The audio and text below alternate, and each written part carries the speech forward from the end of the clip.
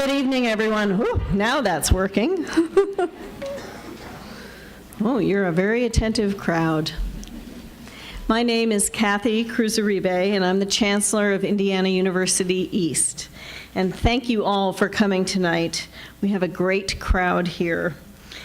This is the 4th year of IU East's One Book, Many Voices project. And this has brought our community together to read a range of thought-provoking books. And the highlight, of course, of this project is why we are here tonight, the author's visit. I'd like to just take a minute to thank a couple people who have helped put this together. Our folks from External Affairs, our Vice Chancellor Jason Troutwine, and the people in his office who you've seen helping this evening. And also Frances Yates, our Library Director, for her coordination of this year's One Book project. I don't know where Frances is. Oh, there she is back there. I think we need to give Frances a round of applause.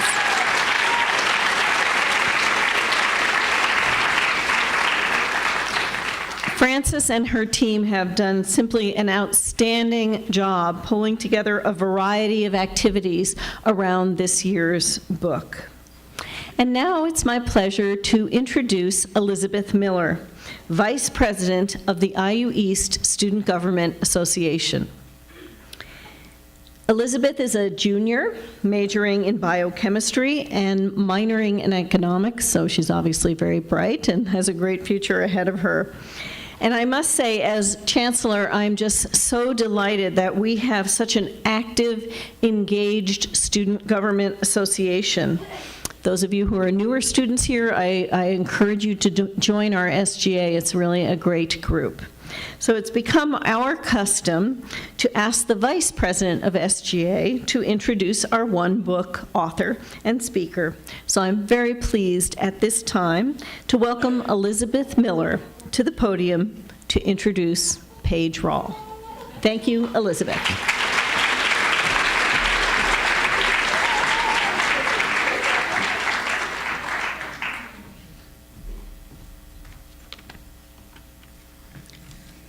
Good evening, everyone. My name is Elizabeth Miller, and I am the Vice President of our student government here at IU East. And tonight, it is my honor to introduce this year's One Book speaker, the author of Positive, Page Rawl. The inspiring story of Positive depicts her journey through life being HIV positive. Since her book release, she has traveled to schools all over the country as an advocate against bullying and as an HIV and AIDS activist. As for IU East, Page has already made an immense impact.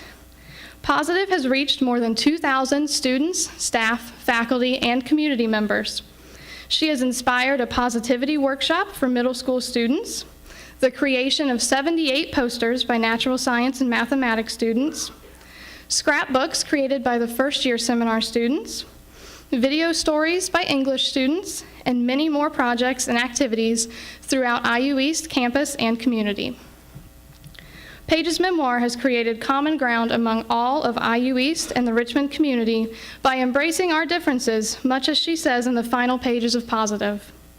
If we can let ourselves, all of us, be united by the simple fact of having a difference, we will be bigger and stronger and more powerful than anyone who might otherwise make us feel small. So at this time, I welcome our speaker, the One Book 2015 speaker, Page Rawl.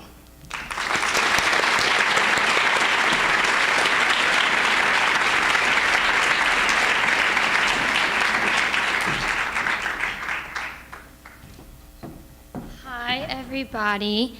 I first just really want to say thank you guys so much. This is actually the first college that I've been to that has actually made Positive kind of a entire college read, so it's definitely a really cool, really awesome kind of experience for me. But I definitely especially just thank you guys for the support. Especially I had the opportunity to judge kind of the posters out there earlier today. It was really hard to pick a top 3.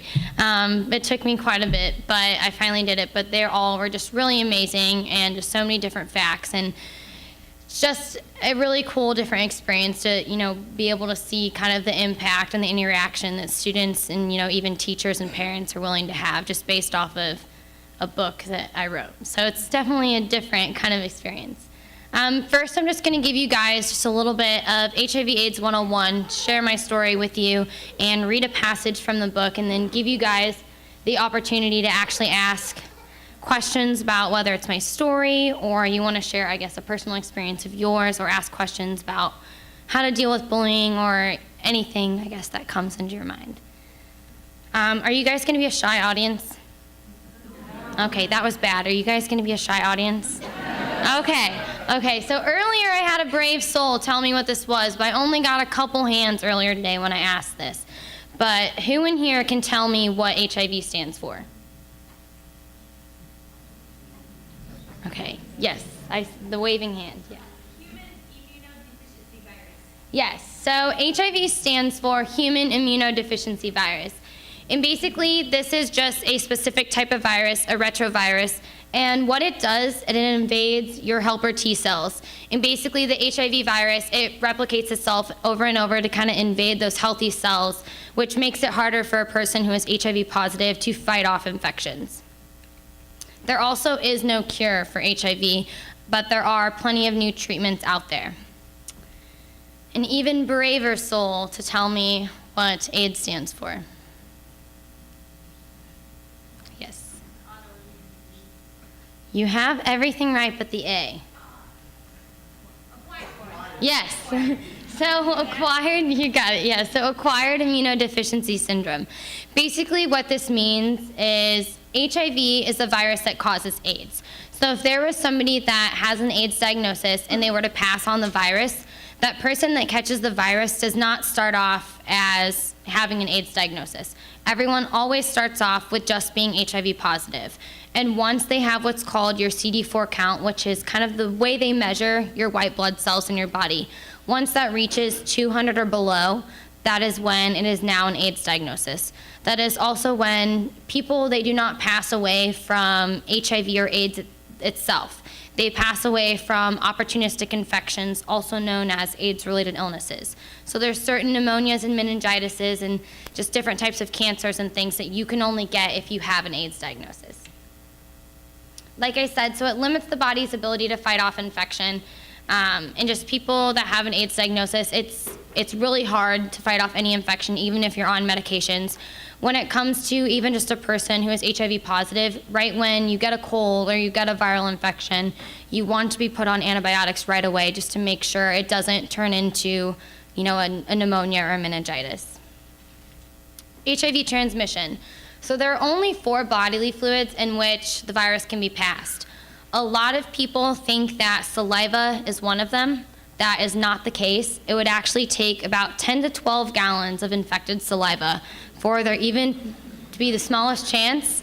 If you can come in contact with 10 to 12 gallons of saliva outside of the body, I don't know how you did it. It's weird, but even so, if that were possible, the virus dies within seconds of being outside of the body. So even so, if some crazy way that was possible, you still couldn't pass on the virus.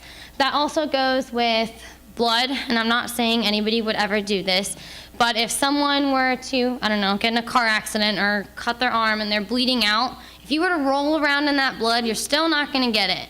So I'm not saying anybody ever does that, but just to kind of show you, the virus dies within seconds outside of the body. So things like that, you know, still gloves that are always important when it comes to if there's a cut or things like that, just in case you have an open sore on your hand or anything like that. There are 3 different ways that the virus, 3, I guess, different types of ways that the virus can be passed. So through sexual contact, blood exposure, and perinatal. One of the things I always like to stress about, this is especially with middle school, high school, and even some college students, girls piercing each other's ears. I know what happens. I was in high school once, I know. But just clean needles, even though I'm not saying do this because I don't want my parents yelling at me, but just make sure, if whatever, clean needles, gloves, things like that. And also, so yeah, the virus can be passed on, transmission from mom to baby when they're in the womb or even after for breastfeeding. Window period. Basically what this means is there's a 3 to 6 month period in which the virus can kind of lay dormant in your body. So you won't show symptoms, you won't know at all that you have the virus. You could go out today, contract the HIV virus, go tomorrow and get an HIV test. It's not going to show up. So that's why they say always go 3 to 6 months for STD and HIV test, because as long as you're putting yourself at risk, that's the only surefire way you're going to know on whether you're HIV positive or negative, if you go every 3 to 6 months. HIV testing. So there are 2 different types of tests. There's a blood test or an oral swab test. The oral swab test, you can go into a testing site. There's like a long Q-tip. They swab the inside of your mouth, put it in a tube. 20 minutes later, you have your results on whether you're HIV positive or negative. If those test results come back positive, they'll send you to get a blood test, and you'll know for sure if you're HIV positive or negative. Now, earlier I said the virus can't be passed through saliva, but yet we can take tests with saliva. That's because we're testing for the antibodies. So there's not enough HIV little antibodies in your mouth for the virus to be passed through saliva, but there are a few enough to where we can detect it with a test. Law for HIV testing. So if you are 12 years of age or older, you can go into a testing site and get an HIV test without the consent of a parent. And basically what this means, so if you were to go to wherever to get an HIV test and they call home and say, hey, can I talk to so-and-so? The mom or dad answers.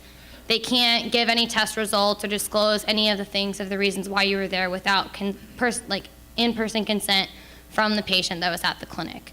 This is just to protect the kids or just, anybody in general, whether, they're, performing these risky behaviors and they're afraid to tell their parents about it, just that way they know they can feel safe and be able to go still get a test.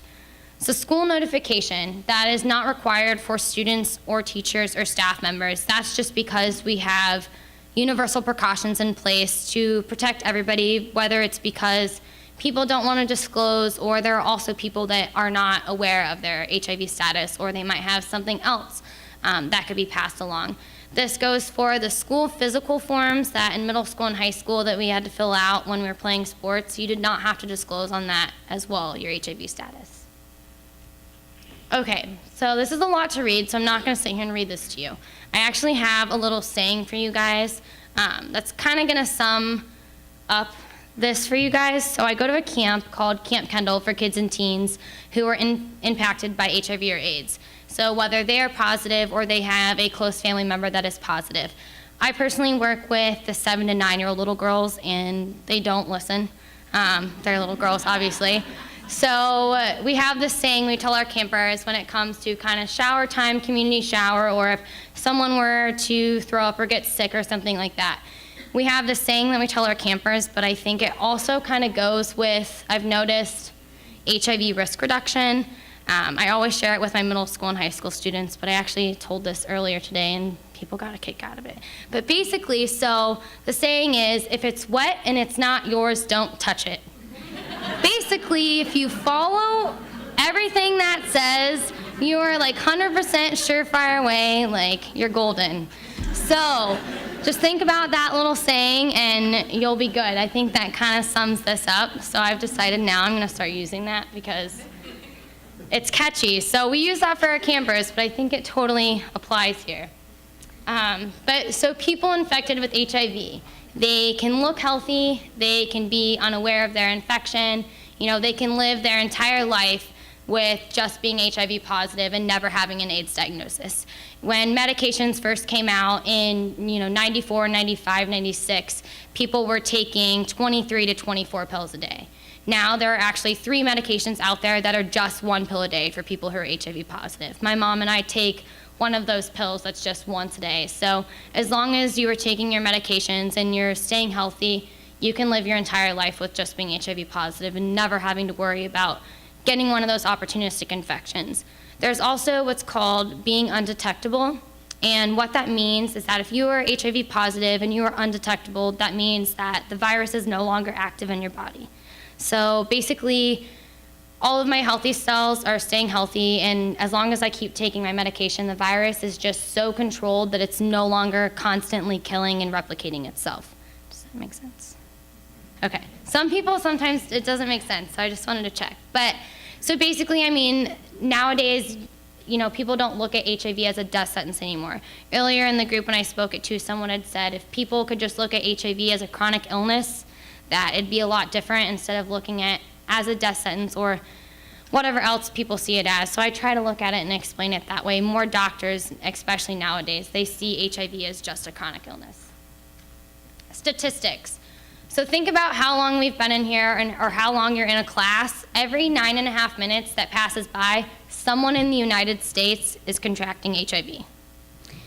And actually, I need to change this, I keep forgetting. But this actually has changed. It has actually gone down recently to 13 to 24.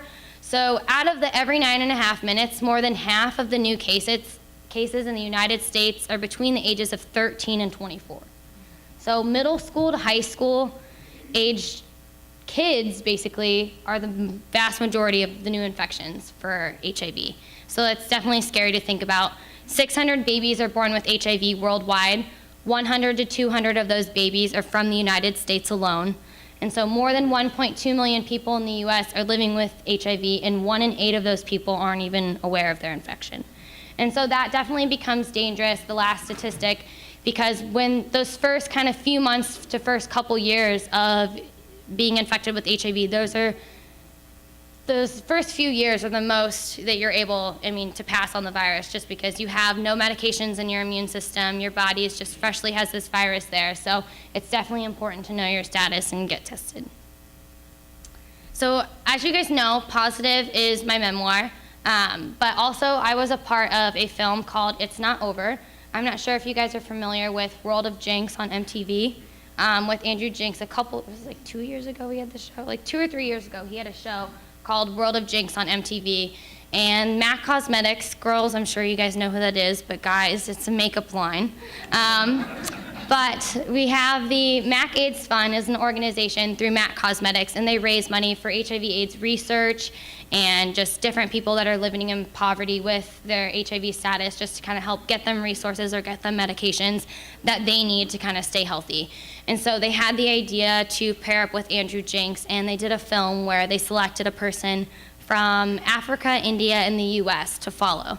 And so I was the person that they chose from the US, and they followed me around for like 10 days. I don't know, like 10, sorry, I keep looking down here because my roommate from Ball State's here, so one of my best friends. She was doing it with me, so I was like, wait, how long were we going? So we did this, and they just kind of explained just the 3 different, completely different backgrounds, completely different countries, and just there's a lot of similarities that we have to deal with when it comes to being impacted by the disease, but there's also a lot of differences, especially when it comes to medications and treatments compared to, the United States versus Africa, and even Africa versus India. And so that's an interesting film. If you guys ever get bored, it's on Netflix, Hulu Plus. Sometimes it's on Pivot. So it's just kind of a fun film. It's not like a boring documentary where they recite facts at you, I promise. But basically, so I'm here today just, to share my story with you guys. As most of you guys know, I'm gonna take this off actually. Okay, I just didn't want to make a lot of noise. So basically, I'm here speaking to you guys because I was born HIV positive. Growing up, my mom never made me feel like going to the doctor or getting my blood work every 3 to 4 months and doing all these things were anything out of the normal. She made me made me feel like I was just like any other kid that I was friends with. It wasn't until, the end of elementary school, 4th and 5th grade, when I really started realizing none of my friends were having to take this medicine. None of my friends were having to go to the doctor as often as I was. None of my friends were having to go to the ER with just, a common cold or anything like that. So I started putting the pieces together, and me being the nosy child that I was at the dentist, and my dentist had actually left the file open when he left the room, and I had peeked at it and saw that it had said asthma and then said HIV with a plus, and the plus was circled. Being that young, I didn't understand what it meant to be HIV positive. I didn't even know what HIV was. And so when I had approached my mom about this and started, asking these questions and paying attention at the doctor, she just had explained to me, as long as you take your medication, that you'll be okay. She'd explained that my dad had passed away when I was 6 because of living in denial about his HIV status. My mother had contracted HIV from my father, and till this day, we're still not sure how or when he contracted the disease. My mom found out when I was just 2.5 years old, and he, had said, it can't be from me, it's not from me. Like, came up with all these different stories and just kind of lived in denial up until his deathbed about his HIV status, whether it was because of the stigma or, just didn't know how to deal with it. So my mom had just explained to me, as long as you take your medications, that it doesn't have to be that way. I still didn't really understand what it meant to be HIV positive. I just thought, okay, well, if my mom says I'm gonna be okay, I'm gonna be okay. So I kept going to school. I started middle school, and I'd met a girl who had became my best friend. I thought I could tell her anything and she would never judge me because of it. She had shared something personal with me about her family, and I thought, I could share something personal with her. So I disclosed to her that I had been HIV positive from birth, and at the time, she didn't seem to have a problem with it. She didn't seem like it scared her, or she was afraid, or that, anything was wrong with the fact that I was positive. But within a few hours, I had had a kid say, "Don't drink after her, you're gonna contract AIDS." And from that moment, I knew that the only person that this could have came from was that best friend. Within a couple weeks, my entire middle school now knew my HIV status. I had a note left on my locker saying no AIDS at the school. I had a nickname, Page, that I was referred to as. Things were written about me on the bathroom stall, and I didn't know how to go to school anymore. I didn't know when the next time someone was gonna say something, or the next time something was gonna be written on my locker. I would go to the school counselor, and her advice to me was that I could deny I was HIV positive. This was someone I felt like I should have been able to go to for advice. I should have been able to go to for some support. And, that's not what I received. My 7th grade year came along, and I thought, I can get through these last couple years and I'll be fine. Things got so bad to the point where I was in and out of the hospital with these seizure-like symptoms. We couldn't figure out what was going on. Finally, I was diagnosed with what was called a conversion disorder. They said that these seizures were caused, by stress from all the bullying that I'd been going through in middle school. My mom would go to wake me up for school, and I wouldn't wake up. I'd just plop back down on the bed, and the doctor said this was me being catatonic. They said my brain was just trying to block out me having to go to school. And so it was just really hard for me going through 7th grade, and eventually I stopped reporting the incidents to the school counselor because nothing was being done. The assistant principal and counselor had told me that I was the one causing drama because I kept coming down to the office. So I stopped reporting them, and my 8th grade year came along, and I thought if I could just get through this last year, that one more year, I'll be in high school, I will hardly have to see these kids again. And I decided I was gonna play soccer this year and not cheer. So I tried out for the team, I made it, and at my first away game, my coach approached me and said, "By the way, I heard that you have AIDS, is that true?" I had told her no because I'm HIV positive, and there is a difference between HIV and AIDS. I came home really upset about this because she'd asked me in front of other players and in front of other parents that were behind the bench, and I just really didn't think this was the appropriate time to be asking me. So I came home, and told my mom about this, and my mom confronted the soccer coach a couple days later, and she went on to make a joke. She said that we could use my HIV status to our advantage, and the players in the other team would be afraid to touch me, and I could score goals. That was kind of my last straw. I didn't really know what to do. I didn't feel like I had the support of, my coaches, my teachers, my administrators. My mom and I and my infectious disease doctor met with the school administration, and the principal said, "I wish you could go here, but I can't promise to protect you." The fact about it was I felt like they didn't try. I felt like they could have educated the students about HIV to let them know you don't have to be afraid of someone with HIV. You can't get it from hugging or kissing or being in the same classroom as a person that's positive. And so at that point, I realized, I could no longer go to school here.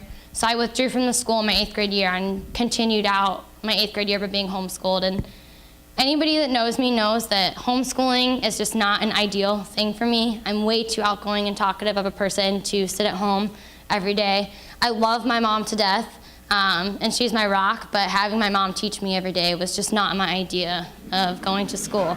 And so there were just little things like that just made it really hard for me. I didn't understand why the kids that were the bullies were able to go to school and live a normal life and not, it was like nothing was wrong, yet they were the ones that, had been causing all of these things that was going on. And that's kind of when I realized I needed to do something about it. I needed to be out there speaking and sharing my story and making sure that no other kid would have to go through what I went through. So I became certified through the Red Cross at the age of 14 and began speaking and sharing my story in schools. I remember the first time I got up to speak, I don't really remember it. I know I got up to speak and had this piece of paper written down and forgot how to read and just mumbled on and on and on. But I remember just afterwards, just the feeling like it had been like, a weight had been lifted off my shoulder, and I just realized, this is what I'm meant to be doing. And so, from that point on, I've been speaking and sharing my story. I was lucky enough that I actually found a high school that was really supportive of my speaking and sharing my story and wanted to know more, and they reassured me they had a zero tolerance for bullying, and that was kind of the big thing for me. My freshman year, at first, I didn't know whether to tell my friends or to keep it a secret. I kind of kept it hidden because I didn't know the way they were going to react. Freshman year was just hard enough for me trying to, figure out everything that I'd been going through in middle school and really kind of understanding all of it and trying to get a grasp on it. And now being in a new school and I didn't really know anybody at this school, it actually got so hard to the point where I actually had attempted suicide my freshman year of high school by taking 15 sleeping pills and ended up in the stress center. And at that point, it was kind of, a wake-up call for me. It was kind of a realization is, if this would have been successful, that would have been letting the bullies win. That would have been letting them see that, they were able to get to me. They were the winners in this situation. And so, I realized I couldn't let that be the case, that I couldn't let other kids feel like that was the only option that they had. And so I realized, this is what I need to continue to do, and I needed to continue to share my story. And so I ended up meeting with my school principal and telling her, I think it's time to disclose to the high school. She set up this whole thing around World AIDS Day my sophomore year, and I got up and shared my story, but the thing that was different about it was these were kids I was going to have to see every day after this, and I didn't know how they were going to react. But the support I had from the administration was just absolutely outstanding. The principal got up and told the students, if Paige has any problems due to her HIV status, you'll no longer be a student here at Heron. So that was the kind of support that I feel like any school should give when it comes to, a kid being bullied, no matter what the reason or anything, whether it's, a chronic illness or just something that someone might even think that's little. Every, thing like that, it's all bullying. And so I think, if everything I'm saying today kind of goes in one ear and out the other, I think, what I really just want to get across to people is just think about what you say before you do it. Think about what you do before you do it. I know it sounds cliche, but you never know that one little joke that you might think is funny. I know this especially for middle school and high school age students. I always tell them, you never know that one little thing, that one little joke that you say could be that one thing that pushes that kid over the edge. That one thing that, makes them harm themselves or take their own life. And once that happens, you can't take back what you said, and you can't take back what you've done. And so if anything that I say today sticks with you, just think about that. Now I did my freshman year at Ball State, majoring in molecular biology. I'm currently taking some time off from school just because I've been super busy traveling, and I don't think I could do it all at the same time. It'd be way too hard. I'm currently working on writing a children's book series. It's going to be kind of based off of Positive, about a little girl that, has a chronic illness, or, and then another book, just, the day she finally experiences bullying and just how to deal with that. And so I'm still working on it. That's kind of my next thing, and then starting a nonprofit to go into schools and educate about HIV/AIDS and advocate against bullying. But my HIV status, I definitely don't let it define me as a person, and I definitely don't let it hold me back from anything that I want to achieve. Now I'm actually going to read a passage from my book, and it's probably one of my favorite passages just because a lot of times people ask, do you regret telling your best friend? Or do you regret, that you're HIV, do you wish you weren't HIV positive? And so this kind of explains that, and explains, I feel like everything kind of happens for a reason. My HIV, I realized, had done something for me that I wouldn't have known to do for myself. It had given me a way out.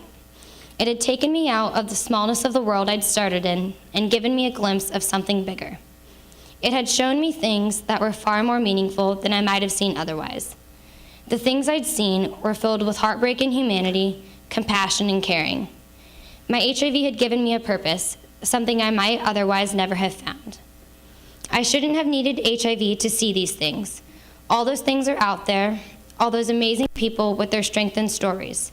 They're there for anyone, for everyone. You don't need HIV or anything in particular to discover them. You just need a heart that's a little bit open and a head that's ever so slightly curious. Thank you.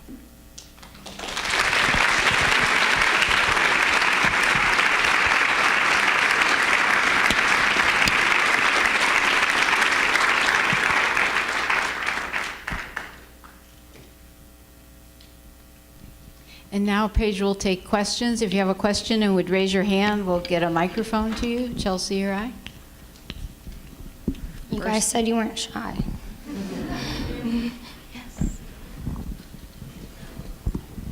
Hi, I'm a Richmond High School student. I have just recently read your book, and I am part of the Richmond High School speech team. And I was wondering if you would be okay with me using your book as my dramatic interpretation piece, which is when we take a book or any kind of story that starts off happy, has like a rough middle like you had, and then ends happy. And we perform it in front of a group or anybody at the speech meet. And then you go from little meets to sectionals, districts, state, and eventually nationals. And I think with your book, I can make it really far, and I like your story, and I want to share it with anybody I can. I would love that. If you actually come to me afterwards, because yeah, I definitely want like also to see. Well, I mean, I don't know if they're in Indiana, right? So Yes. They start off in Indiana. Okay, well, come to me afterwards because I'd also love to see it if you ended up using my book. So yeah. Okay, that'd be awesome. thank you. You're welcome.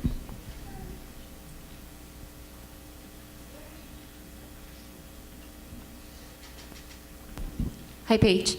I was actually present for part of your conversation earlier today. Could you talk a little bit about the medication that you're on? And you mentioned earlier about the differences of that medication. Could you just talk a little bit about your insurance and the medication overall? So when it comes to HIV medications, it's very difficult. So a lot of you have probably seen how it just went viral recently about how a pharmaceutical company just raised the price of a certain HIV drug that is out there. That was actually one of the cheapest medications that is out there that they just raised the price of, and it's still actually one of the cheapest after they have raised the price. And so it depends. I mean, Indiana, I know it's pretty easy to kind of get, as long as you fall under, I guess, all of these certain categories and rules that insurance companies have. You can get medication. I know my mom and I, we've had medications since we were diagnosed, and that was in '97. So we haven't had any issues when it's come to medication. Although if I didn't have insurance, medications can run anywhere from the 1 pill a day medication, so that's just 30 to 31 pills a month, can run anywhere from $1,200 to $2,500 a month. So they're really expensive medications, especially the 1 pill a day, because they are called cocktail medications, because there are 3 specific HIV medications made into one. And so there's tons of different treatments and medications out there. So like I was kind of explaining, in India, one of the things that is different about medications, you can get medicine for free in India, but you have to be sick enough. So if your CD4 count that I talked about earlier is 300 or below, they'll give you medicines for free. But there's a catch, because once you're 200 or below, that's when you have an AIDS diagnosis. So basically the country will give you medicine for free if you're sick. But if you're healthy with your HIV, they won't give it to you for free. So there's a bunch of just different things. A lot of people, they will have symptoms from these HIV medications. It will cause really bad headaches. There's a lot of people that struggle with the medicines can cause like fat deposits to show up in different places on your body that some people have to surgically get removed. A lot of people, they have issues keeping weight on.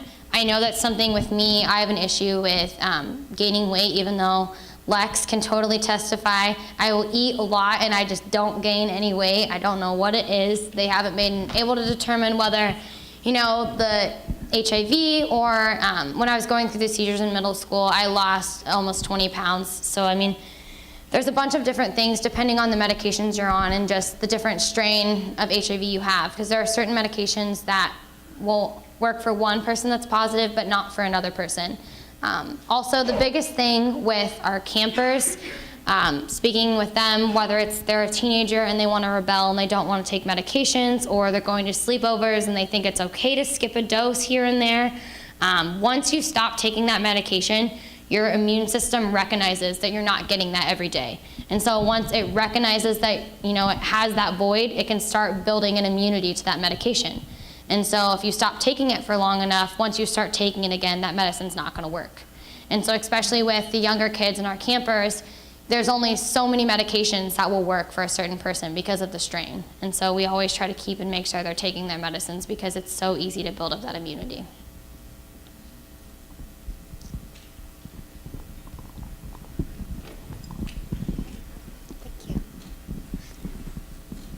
Hi, I have a question. Do you ever run into any of the people from your old middle school? And if you do, are they apologetic for their actions? And whatever happened with you and Ethan? So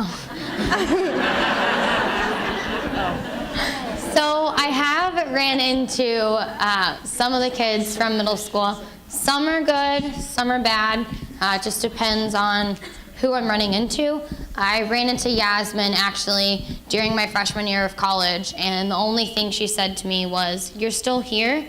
I don't know if she meant in Indiana or if she meant like here. But so that was an instance where it wasn't the best interaction. I've had other kids. I had a girl at DePaul University. She was actually really good friends with the 3 boys that made up the nickname. And she came up to me and said, I was there when they made up this name. I heard them talking about you. I'm so sorry. Like, I never said anything and I never did anything. Even though it didn't come from the boys specifically, at the same time, it was still a good kind of closure and, thing to finally have someone apologize, even if it wasn't them directly. And so it just depends. But more so, it's been kind of good, or just people just don't say anything at all when they see me. I feel like they just don't know what to say. And Ethan actually ended up at Ball State. I don't know if you know actually who Ethan is. I don't know if I explained. But the names are all changed, so that's why I was looking. I was like, I don't know if she knows who this is. He actually ended up at Ball State, and we still talk. We got lunch like several times when I was at school there. We're actually good friends now, even though I'm still not at Ball State. So, we're friends. But sorry, there's no like happy ever after with that one, if that's what you were looking for. But, so.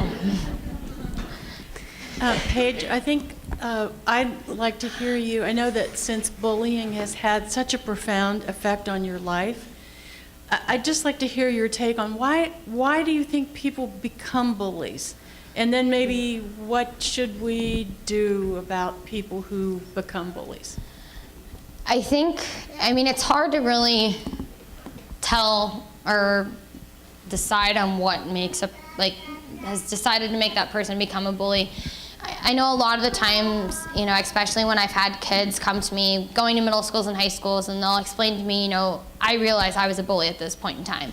And more so than less, it's because whether they were going through something at home or there was somebody else bullying them, or they just feel insecure, there's something they're insecure about, or they just don't know what to deal with, or they're depressed, so the way that they kind of act out is, I guess, treating another person I don't see the logic in it, but I guess some people do, or the bullies do. But I think just realizing that no matter, all of those bad things that you say, it's not going to make anybody feel better. I don't know how it can make you feel better to say something negative about another person, but it definitely just goes back to the quote that Elizabeth was saying earlier. And I noticed it's on one of the posters out there too. Just, I always stress, and I feel like I always sound so cliche, if we just could express, everybody, accept everybody for our differences instead of our similarities, there'd be, no reason to bully anybody. I feel like that's just my little brain just hoping that we live in a happy little bubble. But I guess that's just my personal opinion. I just feel like, even if a person, is a bully, there's always going back and apologizing and, explaining, whether you don't even want to explain, you just want to apologize about it. It's never too late. Hi. I'm a teacher at Richmond High School, and the thing I really love about your story is how you've taken what has happened to you and you have gained the strength from telling your story and writing your story. And as someone who was let down by adults in your school as a teenager, what would your advice be to adults who work with kids every day and trying to help them do the same thing you've done, which is gain strength from their story? I think the best thing to do is listen and never think a problem is too small. I've had teachers and parents come to me numerous times and say, you know, I had someone come to me and tell me they were having an issue, but they didn't really act like it was that big of a deal, so I didn't really do anything or pay much attention to it. And so I think it's those little things that, you know, whether it's parents or adults or teachers, that they let slip by, that lets other kids see that, okay, this was okay for that person to do it, so it's okay for me to do it.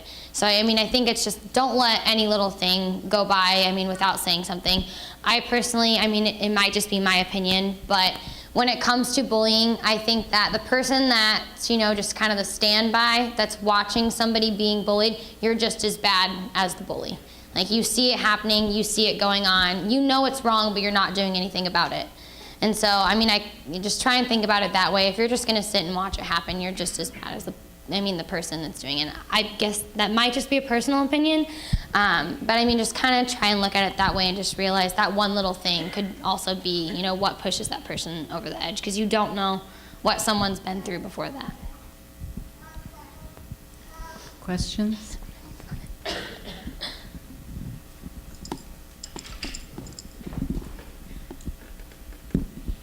How has Camp Kindle changed for you since you're a counselor now and not a camper anymore? It's definitely different. One thing that actually broke my heart when I became a counselor, I talk about the 6-month letters that I got at my year after a camper, and I found out when I was a counselor, they write those letters at camp. They don't actually take the time 6 months after camp and on your birthday and on holiday season and write those out for you. They have us write them at camp before they send us home. And so that was one thing that broke my heart. And I was like, really? You guys didn't take the time to do these? No, it's our duty. We can't leave the campsite until they're all done. But so that was one thing. But it's also, I feel like I've learned so much more as a counselor rather than being a camper. When I was a camper, I mean, I was super excited to meet all of these kids my age, especially, you know, kids that were HIV positive and understood what it meant to go to school and to tell your friends or know these differences and know how it feels to be sick and go to the doctor every, you know, 3 to 4 months. But I think it was definitely, you know, the big change was I was really listening. I now listen to the camper stories a lot more. I have, you know, the camper that I talk about, Haley, or she's in the film, It's Not Over. We're not supposed to have favorites, but she's like, she was my first camper I had my first year as a counselor, so I feel like it's totally like a viable excuse to have a favorite. Maybe not, but you know, one thing my first year as a counselor, she told me, we do these pre and post surveys, whether it's, you know, about HIV education and stigma, and the first thing she told me when we were talking about, you know, do you tell your friends or your family, you know, your distant family members? And she like looked at me and was like, I don't tell anybody at school. Like, I know that if I go to school, like, all my friends are gonna judge me. She was 9 when she told me this. And I'm like, a 9-year-old should not feel like they can't go to school and tell these kids that, you know, they're impacted by HIV or they have a mom or dad that's positive. And so, you know, hearing things like that, I definitely wouldn't have realized or listened to something like that as a camper. But now as a counselor, I see these little things and I notice little things more, you know, being in charge and watching them. It's like, okay, this is why I need to be doing this. That way all of these kids, you know, they come to camp and it's like a completely different life to them. They tell all of their friends they're going to just a normal like YMCA camp every summer. But, you know, really in reality, it's a kids, you know, camp for kids who are positive. And so, you know, I just want for these kids to be able to go and say, you know, we're going to camp for all, you know, a camp for 8 days. We'll be back with all of our friends that are positive. But, you know, these young kids realize that they can't do that. And so it's like, okay, this is why I'm doing this.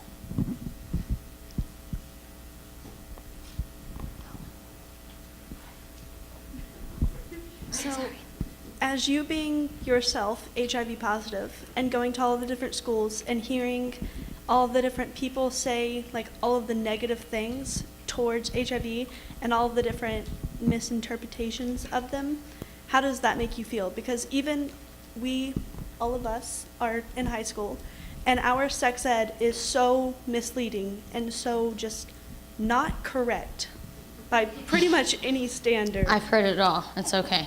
So, like, we started reading your book, and we had to do so much research to actually understand what HIV and AIDS was and the difference, and we're pretty knowledgeable now. But, like, how does that make you feel personally?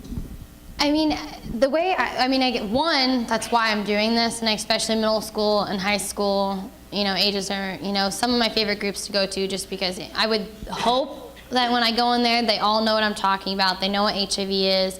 But more than half the time I go in there and they are all looking at me like with deer in headlights, like, what are you saying? You're making no sense. Like, I've heard otherwise. But also I've looked at it as no matter how many people I educate, no matter how many times, I share my story, there's always going to be people out there that, whether it's they aren't willing to get educated or they don't want to listen. But I think, it just gives me more and more reason to keep doing this, and especially with starting my nonprofit. That's why I want to kind of start a nonprofit, is to get some of the other campers and some of the other people that are HIV positive, because it's such a big job to do on my own, to go out and speak to schools and just let them know, this is what HIV is today. It's not what it was 20, 30 years ago. So, it's sad, but I feel like it just gives me more motivation to keep doing it and hopefully get everyone to realize what you realize, that schools don't always give the best education for that stuff. Is that a good opening for the condom question? Oh, okay. So today, if you guys saw the posters out there, is the person in here, actually, I don't know if you would even be willing to say this, but there's a poster out there that is giving condoms away on the poster. Is that person in here? They probably won't even say yes if they're in here. But anyways, so earlier I was doing kind of the judging for the posters out there, and I noticed one of these posters had a little slot where you can just pick up condoms. And at first I was like, there's no way these are real condoms they're giving away. And I picked them up, and there was a group of guys kind of standing behind there. And they were looking at me as I was picking one up. They're like, is she about to take this? And then I started going like this to the middle of the condom. They're like, what is she doing? And I turned around and looked at them. I'm like, do any of you guys have condoms in your wallet? And they looked at me like I was even crazier than I looked a couple minutes ago. They're like, is this girl for real? And so, this one guy finally, said something. I'm like, that's not good. So basically, there's this thing I learned, getting certified through the Red Cross. I had to do this whole crazy class thing, to be certified as, an HIV/AIDS educator and pure sex educator. And I learned that, and I can't go into middle schools and high schools a lot of the time, even though I want to say this so bad, because I know more than half the guys are probably doing it. If you leave that condom in your wallet, it's gonna go bad. If there is not a little bubble when you're pushing on the condom, it's a bad condom. There's a 75% chance that it's gonna break, rather than if you don't keep it in your condom. Or in your pocket. If you don't keep it in your pocket. So, fun, weird fact. So yeah, if there's not a bubble in the middle, it's not a good condom. Don't use it. But yeah, so the guys looked at me like I was crazy, and they're like, no one's ever said that. Half of them sitting there pulling these out, throwing them away. I'm like, I wish I could do this in a high school, because I guarantee you it'd be half the guys would be like, oh my goodness. But I probably wouldn't be asked to come back if I did that. So I can't, but I was told here that I could say that, so I got permission beforehand. But so fun fact for you guys, don't keep your condoms in your wallet. Okay, this isn't much of a question, it's just really me telling you, I guess. I just want you to know your book is raising awareness a lot, because I used to fear people with HIV. I know that sounds bad, I feel bad, but I didn't know much about it because I learned from school, and people talked about it like it was a bad thing. I thought you just shouldn't associate with them, and that makes me feel bad. But I just want you to know that it makes me feel a lot better that you can't really point someone out, and you can't get it real super easily. So I just want you to know it's raising awareness. Thank you. That's why I do it, so I'm really glad to know that. Thank you.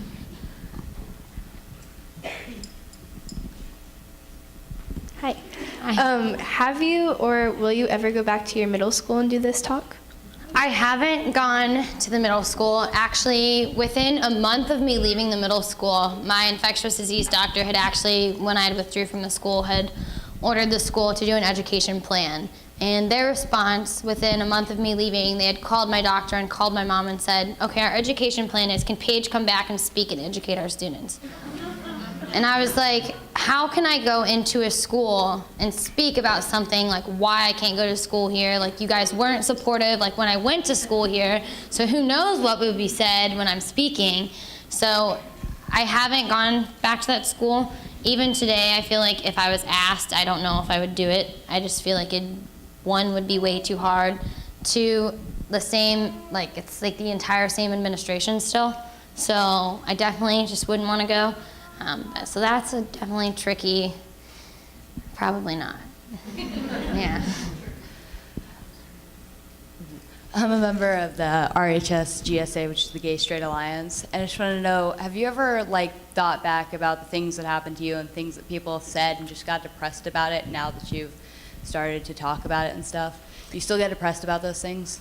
Even today, I mean, even though, I know that, my HIV status, it doesn't define me as a person, there still are times where, I think about everything I went through and everyone has bad days. So even though, I'm strong now and, I love doing what I'm doing, there are days where, I'll have Alexis seen me on my bad days. But so I've definitely had some moments where, I'll break down and cry, and I still, don't understand everything I went through, and I'm like, I don't get why this happened to me, what did I do to deserve this? So there still are times where I feel like everyone's gonna have a bad day. So I do get to that point, but then, I just have to realize, I'm doing this and I'm sharing my story, and that's kind of been my way of coping and my way of dealing with it, and, realizing I can take this bad situation and turn it into something good.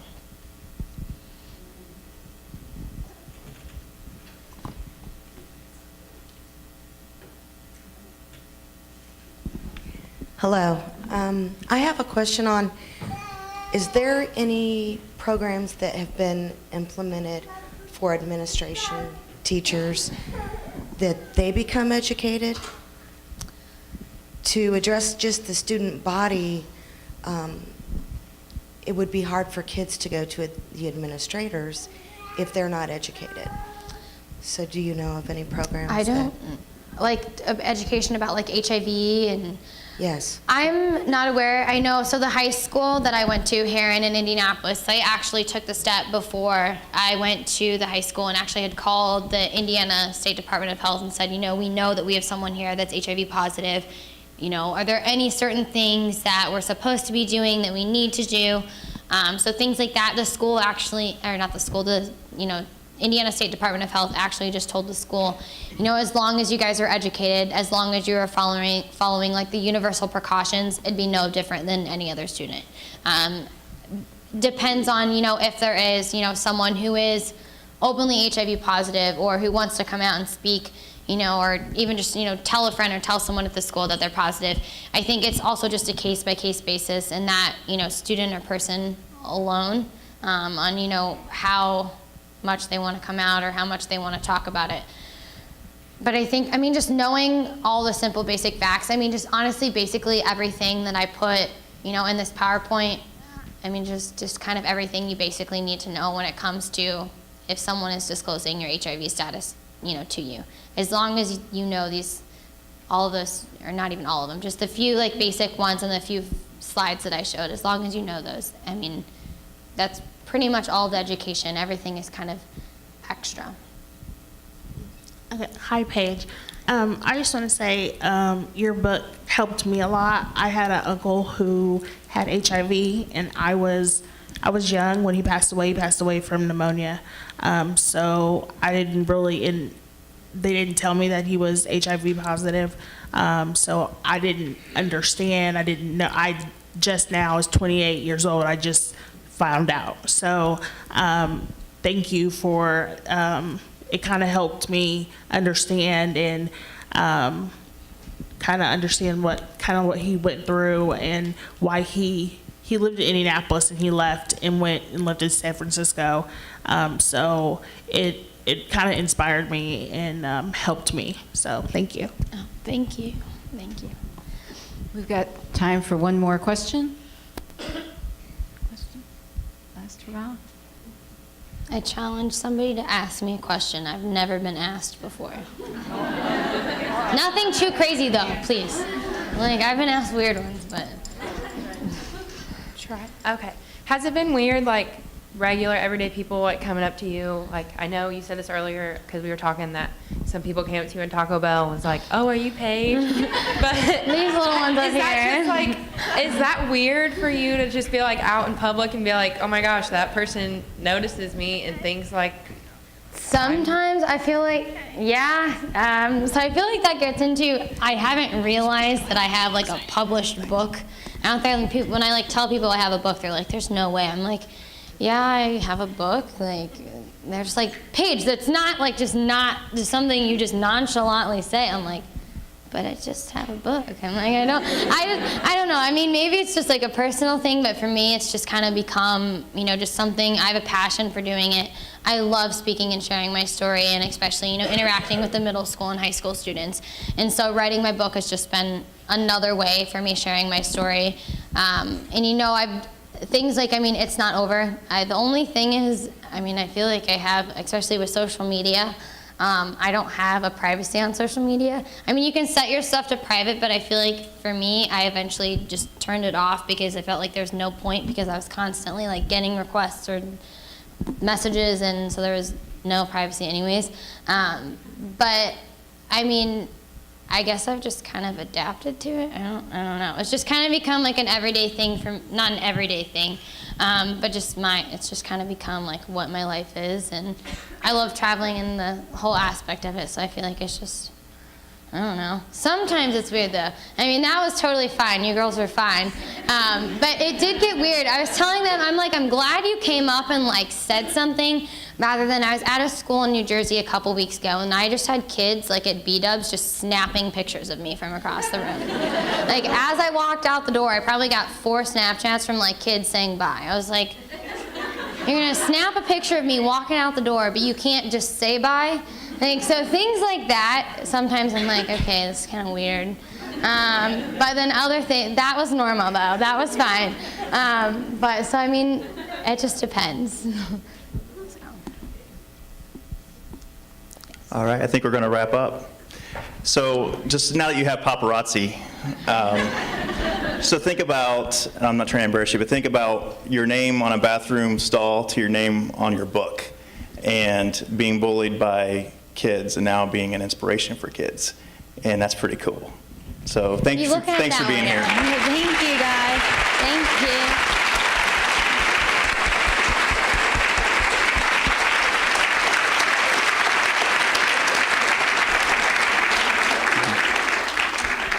So I know that Paige is going to join many of you who want to have or ask her to sign her book. And so we're going to dismiss everyone in a second. But before we do that, we have a couple of housekeeping things to do. So Paige referenced posters a couple of times. So several students who are taking courses with the School of Natural Science and Mathematics have created those posters in anticipation of Paige being here. And so earlier today, she had an opportunity to go out and pick her top 3 favorite. Was it hard? All right, that's good. All right, so each one of the top 3 favorites are going to, first of all students who participated, talk to your professor in the School of Natural Science and Mathematics, because you get a t-shirt for participating. Not that we bribed them. And so those winners, you will get a scholarship. I'll give that amount to you in a second. That will be deposited in your Bursar account. And then also there's a goodie bag back there by the desk outside the auditorium. So the winners, so number 3, and I'm sorry if I botched your name up, Rihanna Lingar and Randy Owens, who will receive a $25 scholarship each and the gift bag out there. Are they here by chance? No, then maybe they came to the one earlier today. And so yeah, you can go ahead and... And second is Alex Marshall and Carly Borders, who received $50 scholarships in their Bursar account. Are they here? No? Okay. And the top winner was Haley Myers and Sydney Grizel, who received $100 each in scholarships and also their gift bag out there. So thanks to all the students who participated.